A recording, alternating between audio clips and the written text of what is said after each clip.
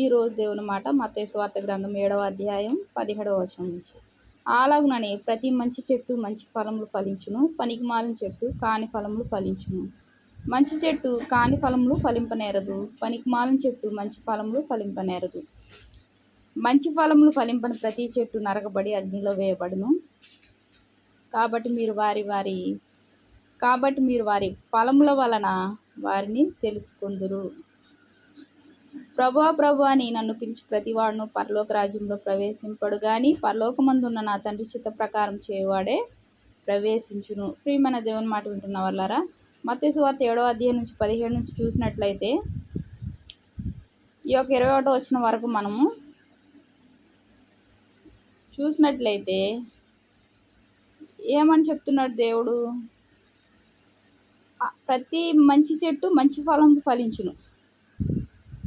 మరి మామిడి చెట్టు మామిడి పండ్లను ఇస్తుంది, కొబ్బరి చెట్టు కొబ్బరికాయలను ఇస్తుంది, అలాగే ఇంకా రకరకాల వాటి ఫలములు ఇచ్చే చెట్లు ఫలాలు ఇస్తాయి. పనికిమాలిన చెట్టు కాని ఫలములు ఫలించును. ఇప్పుడు దోసకాయలు ఉంటాయి, కొన్ని చక్కగా రుచిగా ఉంటాయి, మరి కొన్ని ఎలాగుంటాయి, చేదుగా ఉంటాయి. అది పనికిమాలిన చెట్టు కాబట్టి కాని ఫలములను ఫలిస్తుంది. అది తినేదే కాబట్టి అది కూడా ఒక ఫలమే. దోసకాయ పండితే చక్కగా రుచిగా ఉంటుంది. అదే రీతిగా దొండకాయ చేదు దొండ మంచి దొండ ఉంటుంది. కొన్ని తినడానికి ప్రయోజనకరంగా ఉంటాయి, మరికొన్ని తినడానికి ప్రయోజనకరంగా ఉండవు. మంచి చెట్టు కాని ఫలములు ఫలింపనేరదు, అలాగే పనికిమాలిన చెట్టు మంచి ఫలములు ఫలింపనేరదు. వాటి స్వభావాన్ని బట్టి వాటి యొక్క తీరును బట్టి అవి ఫలించే విధానం ఉంటుంది. మరి అదే రీతిగా మంచి ఫలములు ఫలింపని ప్రతి చెట్టు నరకబడి అగ్నిలో వేయబడును. మరి కొన్ని చెట్లు అసలు ఫలించవు, మంచి ఫలములు ఫలింపవు. మరి వాటిని ఏం చేయడం జరుగుతుంది? చూసి మామిడి చెట్టు బాగా కాసిన తర్వాత ఇంకా వాటి ఫలాలు తగ్గిపోయినప్పుడు రైతుకు లాభం ఉంటుందా? ఉండదు. వాటిని ఏం చేస్తారు? నరికివేయడం జరుగుతుంది. మరి అదే రీతిగా 20వ వచనం, కాబట్టి మీరు వారి ఫలము వలన వారిని తెలుసుకుందరు. కాబట్టి మీరు వారి ఫలముల వలన వారిని తెలుసుకుందరు. మరి మంచివారి స్వభావం ఎప్పుడు మంచిగానే ఉంటుంది. మరి చెడ్డవారి స్వభావం ఎలా ఉంటుంది? ఇతరుల గురించి అపహాస్యం చేసుకుంటూ, వారికి ఏది ఉన్నా సరే వారి విషయాలు వారు మర్చిపోయి ఇతరుల విషయాల గురించి ఆలోచిస్తూ, అపహాస్యం చేస్తూ, హేళన చేస్తూ, దూషిస్తూ, సంతోషిస్తూ ఉంటారు. ఇది ఒక రకమైన స్వభావం. మరి దేవుడు ఏమంటున్నాడు? ముందు నీ కంట్లో ఉన్న దూలాన్ని తీసుకో, ఎదుటివారి కన్నులో ఉన్నది నలుసులే అంటున్నాడు. మరి మన కన్నులో ఏం దూలాలు ఉన్నాయో మనం తీసివేసుకోవాలి. దేవుని యొక్క సన్నిధికి వెళ్ళి ఆయన యొక్క బలలో చేయి వేసేటప్పుడు ఏమేమి ఉన్నాయో దూలాలు మనకు తెలియనివి తీసివేసుకోవాలి. మరి దేవుడు చెప్తున్నాడు, ప్రభువా ప్రభువా అని నన్ను పిలిచి ప్రతివాడును పరలోక రాజ్యంలో ప్రవేశింపడు గాని పరలోకమందున్న నా తండ్రి చిత్త ప్రకారం చేయవాడే ప్రవేశించును. మరి పరలోక రాజ్యంలో తండ్రి చిత్తము జరిగించేవారు ఎలాగుంటారు?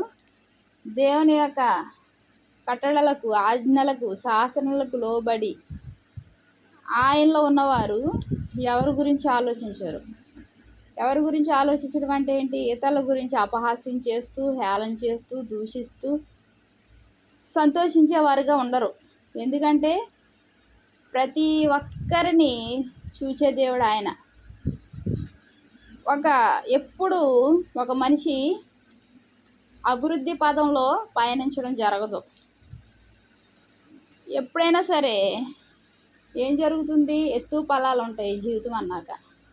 మరి పల్లాల్లో ఉన్న మనిషిని పరిస్థితులు తక్కువగా ఉన్నప్పుడు ఆ మనిషిని చూసి ఎక్కువలో ఉన్నవారు ఏం చేస్తూ ఉంటారు? హేళన చేస్తూ ఉంటారు. ఇది సరైన పద్ధతి కాదు. ఇటువంటి వారికి ఏం జరుగుతుంది? వారు దేవుని సన్నిధికి వెళ్తారు, అంతా బాగానే ఉంటుంది. కానీ వారి యొక్క అనుభవం అది. వారు ఎంతో హెచ్చించుకుంటూ ఎంతగానో ఆనందిస్తూ ఉంటారు. మరి ఏదేమైనప్పటికీ దేవుడు ఏం చెప్తున్నాడు? చిత్త ప్రకారం చేయవాడే ప్రవేశించును. ఎవరైనా బాధల్లో ఉన్నప్పుడు, కష్టాల్లో ఉన్నప్పుడు ప్రార్థించే వారంగా ఉండాలి, కానీ అపహాస్యం చేసే వారంగా ఏమాత్రం ఉండకూడదు. మరి ఇటువంటి విధానం ఏ చెట్టుని పోలుస్తుంది? ఈ అనుభవం పనికిమాలిన చెట్టు అనుభవంలోకి వెళ్ళకూడదు. మంచి ఫలాలు ఫలించాలన్నా, మన జీవితాలు ఫలవంతంగా ఉండాలి అన్నా మనం ఏం చేయాలి? దేవుని వైపు చూస్తూ ఎవరైతే ఇబ్బందులు ఉన్నారో వారికి ఏ సహాయం చేయకపోయినా ప్రార్థన చేసే అనుభవం ఉండాలి. దేవుడు ఇది ఎంతగానో ఆశిస్తున్నాడు. ఈ యొక్క ఆజ్ఞల్లో మొదటి ఆజ్ఞ ఏంటి? నిన్ను వలె నీ పొరుగు వారిని ప్రేమించమంటున్నాడు. మరి ఈ విధానం నాలో మీలో వాక్యం వింటున్న మనందరిలో ఉండేలాగా చూసుకోవాలి. దేవునికి వందనాలు. ప్రార్థన చేస్తున్నాం. మహాప్రేమగల తండ్రి, కృపగలైనా నీకు ఎన్నో వందనాలు, స్తోత్రాలయ్యా. తండ్రి, మంచి ఫలాలు ఫలించలాగిన మా ఆత్మీయ జీవితాన్ని ఫలవంతంగా చేయండి ప్రభువా. యేసయ్యా తండ్రి నాయన, నిన్ను స్తుతించి ఆరాధించుకునే మా జీవితాలను ప్రభువా నాయన జ్ఞాపకం చేసుకోదేవా. ఇబ్బందుల్లో కష్టాల్లో ఉన్న వారిని చూసి ప్రభువా నాయన తండ్రి, వారి గురించి ప్రార్థన చేసే అనుభవాన్ని మాకు అనుగ్రహించండి అయ్యా. ఆ కుటుంబాలను ఆశ్రయించి దీవించి నీ దీవెనతో నింపండి అయ్యా. మా ప్రభుని ప్రియరక్షకుడు యేసుక్రీస్తు వారి నామంలో అతి వినయంగా బ్రతిమాడి వేడుకుంటున్నాను తండ్రి. ఆమేన్.